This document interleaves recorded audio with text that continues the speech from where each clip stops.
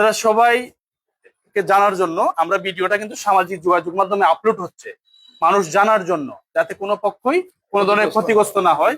কারণ একটু পরে কিছু প্রভাগন্ডা ছড়াতে পারে। হ্যাঁ, এই জন্য এই ভিডিওটি সামাজিক যোগাযোগ মাধ্যমে যাবে, সবাইকে সচেতন করার জন্য এবং জানার জন্য যে আপনাদের এই বিষয়টি সমাধান হয়েছে। আমরা এটা সামাজিক যোগাযোগ মাধ্যমে আপলোড করার অনুমতি দিচ্ছেন? হ্যাঁ, আমি অনুমতি দিচ্ছি। আচ্ছা, সবার ওনাদের অনুমতি ক্রমে ভিডিওটি আমরা সামাজিক যোগাযোগ মাধ্যমে আপলোড করছি। এখন আমরা বিনিময়ে 30,000 টাকা নিয়েছেন।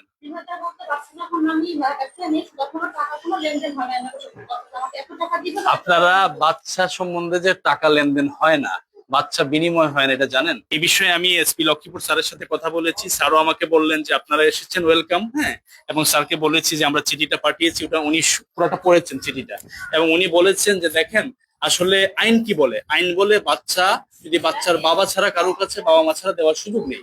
তো যদি আপনারা ওনাদেরকে কথা বলতে পারেন, যদি ওনারা বাচ্চার বাবা মা যদি দিয়ে দেয়, হুজুর সাহেব দত্তক যিনি নিয়েছেন, আমরা সহমত আছি, আমরা এটাকে সাধুবাদ জানাই। পৃথিবীটা কিন্তু আবেগ দিয়ে চলে না। হ্যাঁ, আজকে বাচ্চাটা তার, সেটা আমরা, যিনি হুজুর রেখেছেন উনি অত্যন্ত ভালো মানুষ, খুব ভালোভাবে রেখেছেন। এখনো কিন্তু বাচ্চাটাকে আমরা যদি প্রশ্ন করি বাবাকে, সে কিন্তু যিনি দত্তক নিয়েছেন, লালন পালন করতেছেন, বাচ্চাটা কিন্তু তাকেই দেখায় বাবা। এখানে ইমাম সাহেব আছেন। হ্যাঁ, তো উনি উনি যে বাচ্চাটাকে নিয়েছেন উনি কিন্তু জোর করে নেন নাই। উনি হচ্ছে এখান থেকে এই যে নোটারি করেছেন।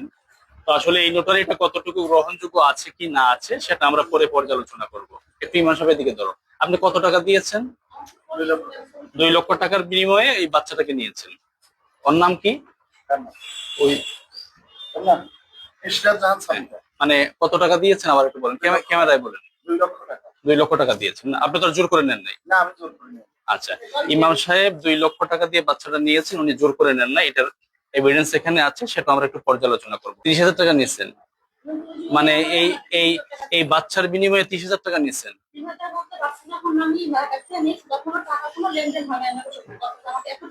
আপনারা বাচ্চা সম্বন্ধে যে টাকা লেনদেন হয় না, বাচ্চা বিনিময় হয় না, এটা জানেন?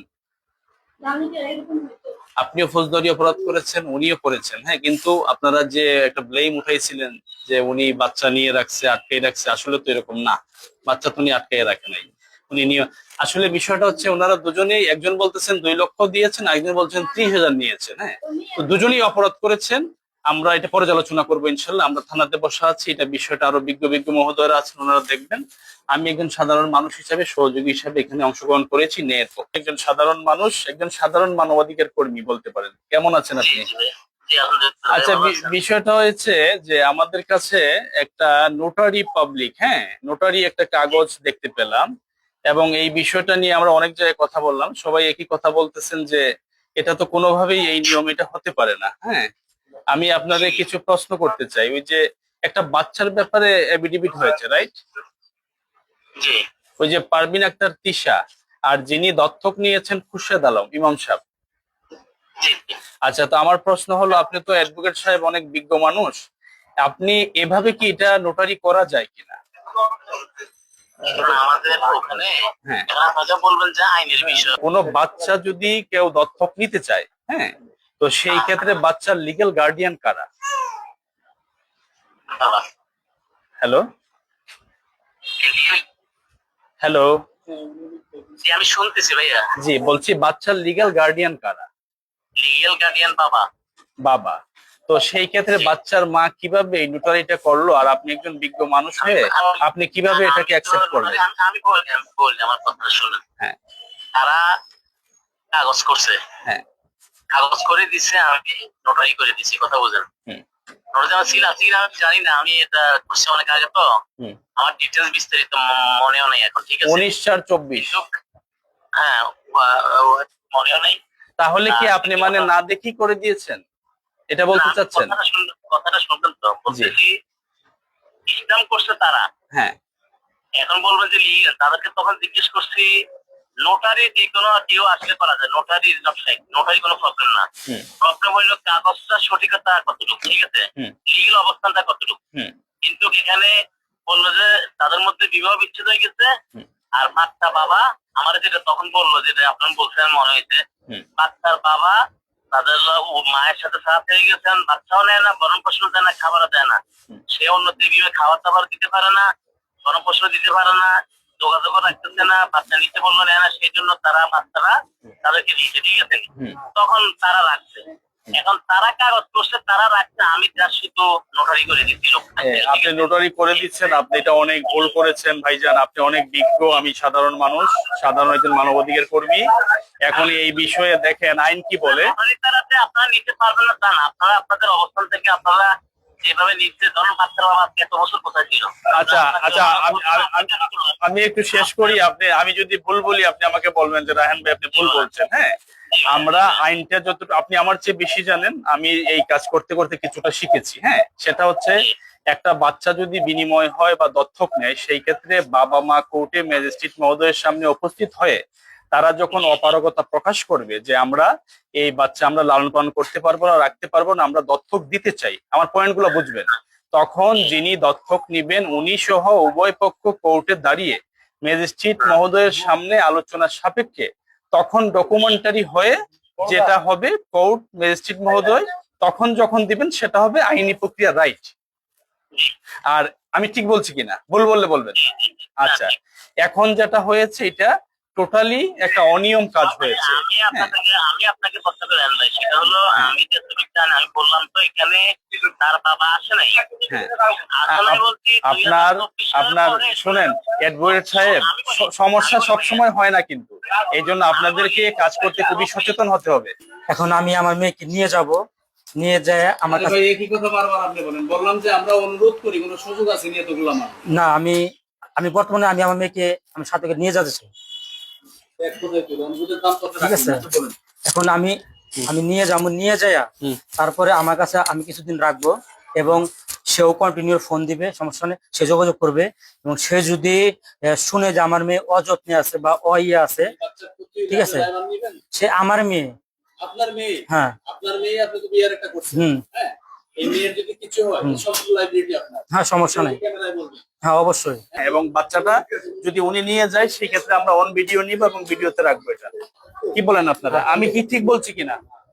এখানে স্থানীয় নেতৃবৃন্দ আছেন, আমাদের সদ্য মোহাম্মদ খালেদ হোসেন, আমি এখানে উপস্থিত আছি। আলহামদুলিল্লাহ, আমরা ওনাদের সহায়তা, আরো 2-4 জন আছে এখানে, যেটা সুন্দর হয় আলহামদুলিল্লাহ আমরা ওটাই করে দিব, যেটা ন্যায়ের পক্ষে, যেটা ন্যায়ের পক্ষে ওটা আমরা করে দিব।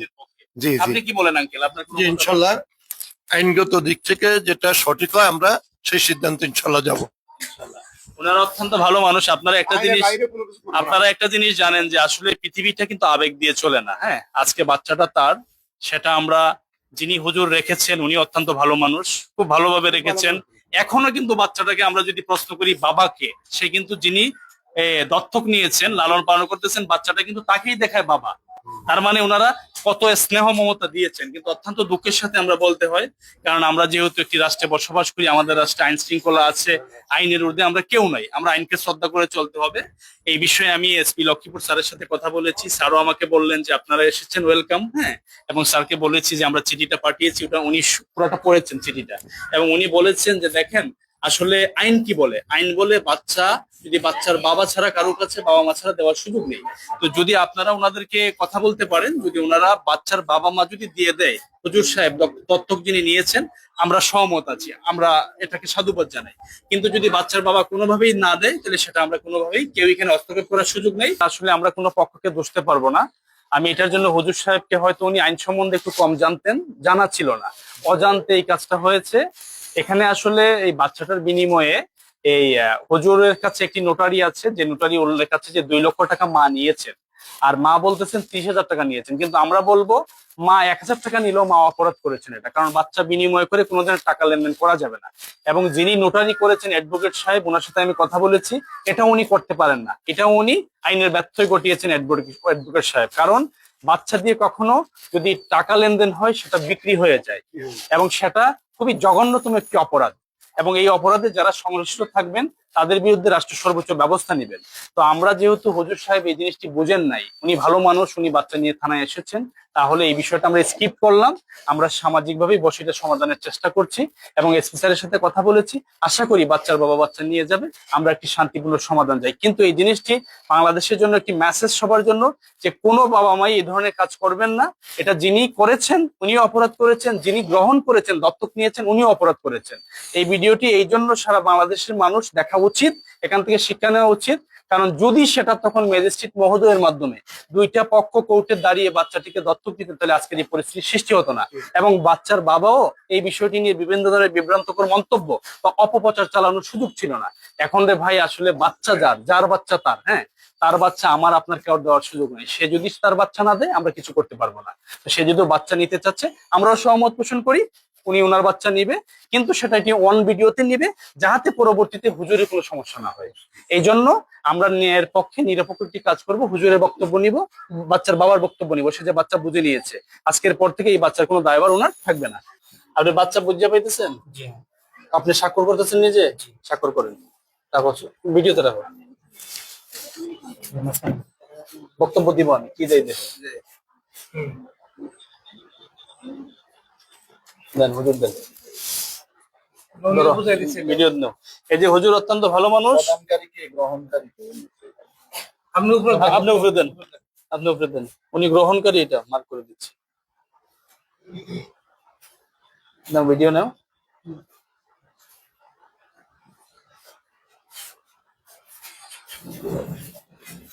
আসসালামু আলাইকুম। আজকের বিষয়টি আসলে অত্যন্ত কষ্ট লাগছে আমার। আসলে আইনের কাছে তো হাত পা বাঁধা আমাদের সবারই। আমরা এই রাষ্ট্রের নাগরিক, আমরা যেহেতু নাগরিক হিসেবে বসবাস করি, রাষ্ট্রের আইনটাও মানা আমাদের প্রয়োজন। এবং আমার সাথে অত্যন্ত একজন আঙ্কেল আছেন, খুব প্রবীণ একজন ভালো মানুষ। এই হুজুর যিনি আছেন দত্তক নিয়েছিলেন, অত্যন্ত ভালো মানুষ, খুবই ভালো একজন মানুষ।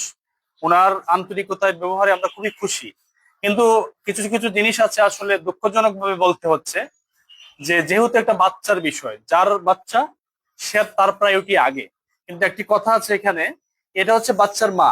এই বাচ্চার মাই কিন্তু এই হুজুরকে দত্তক দিয়েছিলেন। এখন হুজুর বাচ্চার মাকে বুঝিয়ে দিচ্ছেন বাচ্চাটি।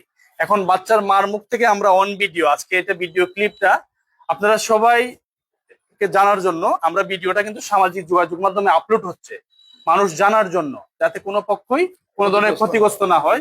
কারণ একটু পরে কিছু প্রভাগণ্ডা ছড়াতে পারে, হ্যাঁ, এই জন্য এই ভিডিওটি সামাজিক যোগাযোগ মাধ্যমে যাবে।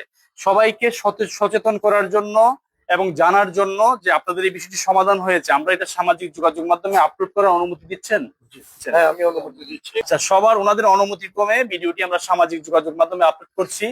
এখন আমরা জানতে চাই, আজকের পর থেকে এই বাচ্চাটার নাম কি? জাহান ইসলাম জেবা। যে বুঝে নিচ্ছেন কোনো ধরনের আজকের পর থেকে কোনো ধরনের ক্ষতি বা কোনো ধরনের অনাকাঙ্ক্ষিত ঘটনা ঘটলে, এটার জন্য হুজুরের নামটা একটু বলবেন। মোহাম্মদ খুরশেদ আলম ভাই, উনি যেহেতু বাচ্চা আজ পর্যন্ত ছিল, আজ পর্যন্ত ওনার দায়িত্ব ছিল বাচ্চাটা সুস্থ সবল আছে, হ্যাঁ, একটু দেখাবা বাচ্চাটাকে সুস্থ সবল অবস্থায় উনি ওনার যার কাছ থেকে নিয়েছিলেন তাকে বুঝিয়ে দিচ্ছেন। কোন ধরনের আজকের পর থেকে কোনো দায় দায়িত্ব খুরশেদ ভাই থাকবে না, তাই না? আপনারা কি বলেন? হ্যাঁ, এটাই তো অবশ্যই। এবং আমরা যে জায়গাটিতে আছি এটা হচ্ছে লক্ষ্মীপুর জেলা রামগঞ্জ থানার গোলগড়ে আমরা বসা আছি। বিষয়টি নিয়ে আমি মাননীয় পুলিশ সুপার মহোদয়, লক্ষ্মীপুর জেলা স্যারের সাথে কথা বলেছি, একটু আগে ওসি মহোদয়ের সাথে কথা বলেছি। স্যারও আইনের প্রতি শ্রদ্ধাশীল, স্যারও আমাদেরকে অ্যাপ্রিসিয়েট করেছেন যে বাচ্চার বাবার কাছে থাকবে। কিন্তু যদি এই দুইটা পক্ষ এটা নিয়ে কোনো ধরনের লড়াই করে বা কোনো সংঘাতে জড়ায়, তাহলে সেটা আইন অনুযায়ী আদালতে মামলা হবে, এবং মামলা হয়ে বাচ্চা যেভাবে বাচ্চার বাবা যে নিয়ম অনুযায়ী পায় সেভাবে পাবে। কিন্তু একটা জিনিস উল্লেখ আমি বলতে চাচ্ছি, এই হুজুর অত্যন্ত ভালো মানুষ, ওনাকে নিয়ে কেউ কোনো ধরনের প্রভাকাণ্ডা ছড়াবেন না, কোনো ধরনের কটূক্তি করবেন না। আর আপনাকে বলতে চাই, আপনার বাচ্চাটা আপনি রাখবেন না তার বাবার কাছে দিবেন? এইদিকে ওনার পাশে দেন তো, এই আপনি এদিকে আছেন, এখন উনি যদি নিয়ে যেতে চায় তাহলে নিয়ে যায়। কথা ক্লিয়ার বলবেন, কিন্তু এটা সামাজিক যোগাযোগ, উনি যদি কথায় স্লিপ করবেন, ভুল করবেন, আপনার বিরুদ্ধে উনি যদি নিতে চায় তাহলে নিয়ে যায়। আপনি এটা কে? উনি কি হয়? Ex husband. Ex husband. উনি কি বাচ্চার বাবা? জি। আচ্ছা, আমরা যেহেতু হুজুর নিয়েছিলেন আপনার কাছ থেকে, জি। আইন বলে একটা মেয়ে বাচ্চা মার কাছে থাকে, যেহেতু জি। বাচ্চাটার বয়স কত? 5 বছর। 5 বছর, 6 বছর রানী। বাচ্চাটা নিয়ম অনুযায়ী মায় পায়, হ্যাঁ, আমরা মার কাছে দিতে চাচ্ছি। এখন আপনি কি বাবার কাছে দিতে চাচ্ছেন? জি। কেন, উনি আপনার কি কোনো লালন পালনে অপারগতা প্রকাশ করতেছেন? কারণ আমি এখন অন্য একজনের সংসার করতেছি, ওই সংসারটা নেওয়া সম্ভব না, আর ওরকম পরিস্থিতি নাই এখন। তারপর যদি উনি যদি নিতে চায় তাহলে নেওয়া যাক। আপনি কি বাচ্চা নিতে চান? হ্যাঁ, এই বাচ্চার যদি কোনো ধরনের সমস্যা হয় আজকের পর থেকে, অথবা আমরা আগে শুনেছি যে আপনি লালন পালন করতে ব্যর্থ, হ্যাঁ, এই বাচ্চাকে সৎমা মাইদুর করে এই ধরনের যদি কোনো অনাকাঙ্ক্ষিত ঘটনা ঘটে, এর দায়ভার কে নিবে? আপনি নিবেন? এই বাচ্চাটার সাথে একটা টাকার একটা বিষয় জড়িয়ে গিয়েছে, হ্যাঁ, যেহেতু টাকা আদান প্রদান হয়েছে, হ্যাঁ, তো এখানে একটা কথা উঠে এসেছে যে বাচ্চার মা 2 লক্ষ টাকা নিয়েছে, হুজুর 2 লক্ষ টাকা দিয়েছেন। এটাই কিন্তু একটা ফৌজদারি অপরাধ, কারণ বাচ্চা এটা বিক্রির জিনিস না, এটা খুবই দণ্ডনীয় অপরাধ।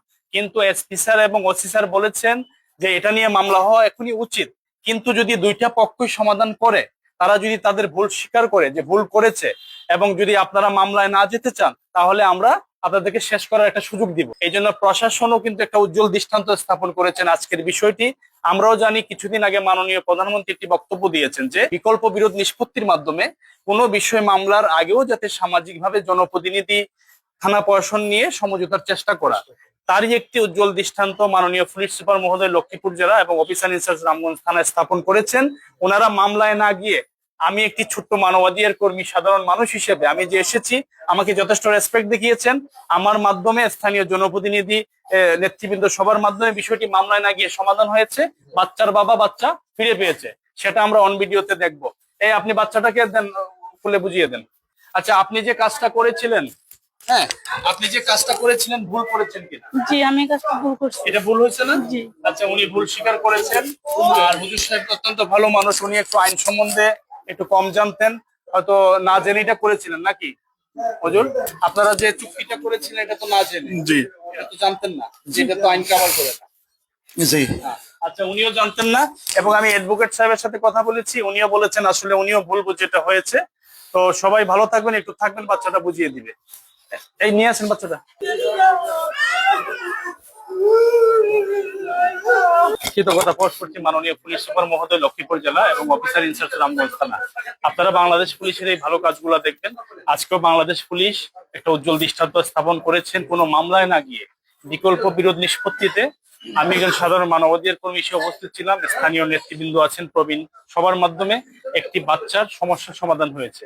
এই জন্য বাংলাদেশ পুলিশ, আজকের সকল কৃতিত্ব বাংলাদেশ পুলিশের। এই জন্য বাংলাদেশ পুলিশ এই ভালো কাজগুলো দেখবেন। সবাই ভালো থাকবেন। আসসালামু আলাইকুম।